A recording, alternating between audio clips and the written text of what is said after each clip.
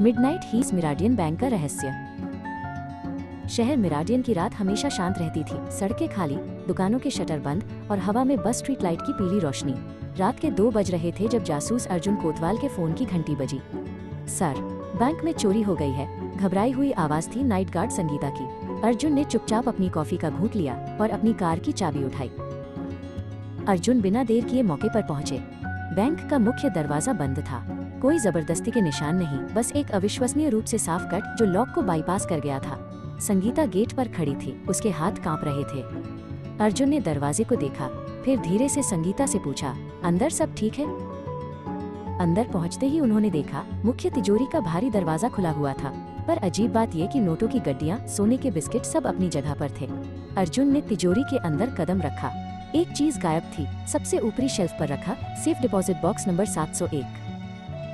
CCTV footage देखा गया। रात के 2:17 पर एक लंबी पतली परछाई तिजोरी के दरवाजे से गुजरी। ये इतनी तेजी से हुई कि मानव आंख लगभग चूक जाए। संगीता कांपती आवाज में बोली, सर, मुझे अजीब सी महक आई थी, पुराने मसाले और जलने जैसा कुछ, बहुत ही हल्का। अर्जुन ने अगले दिन बैंक मैनेजर राकेश मेहता से मुलाकात की। मेहता जरूरत से ज्यादा शांत थे। अर्जुन ने पूछा, बॉक्स 701 में क्या था मेहता जी? कैश तो नहीं था? वो अपनी उंगली पर एक कस्टम मेड गहरे रंग की लकड़ी की अंगूठी घुमाते हुए बोले, वो एक पुराने ग्राहक का डिब्बा था, सिर्फ कागजात सर। अर्जुन ने बैंक रिकॉर्ड्स खंगाले। बॉक्स 701 स्वर्गीय डॉक्टर वर्मा का था, जो एक सनकी इतिहासकार थे। कागजात नहीं, बल्कि उनके खजाने की चीज थी, मुगल काल का एक दुर्लभ नक्शा, गुमनाम गूज का नक्शा। इस नक्शे की कीमत बाजार में करोड़ों में थी। अर्जुन तिजोरी में वापस लौटे। उन्हें मसाले और धुएं का सुराग याद था। उन्होंने वेंटिलेशन शाफ्ट के पास देखा। वहाँ तिजोरी के स्टील फ्लोर पर एक छोटे से पॉलिश किए हुए टीक की लकड़ी का टुकड़ा मिला। ये इतना छोटा था कि शायद ही कोई देख पाता। टीक की लकड़ी, वही जो मेहता की अंगूठी में लगी थी। अर्जुन के चेहरे पर एक कठोर मुस्कान आई।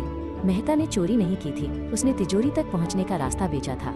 उसका परिवार गुप्त रूप से ऐतिहासिक कलाकृतियों के काले बाजार में शामिल था। डॉक्टर वर्मा की मृत्यु ने उसे वह मौका दिया जिसका वो इंतजार कर रहा था।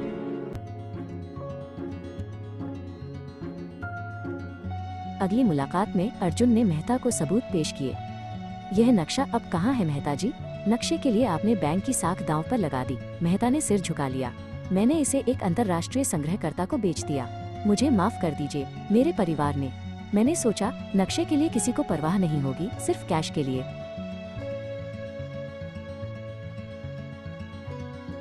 मेहता और उसके साथी गिरफ्तार हुए। नक्शा बरामद कर लिया गया। सुबह की पहली किरण बैंक के शीशे पर पड़ी।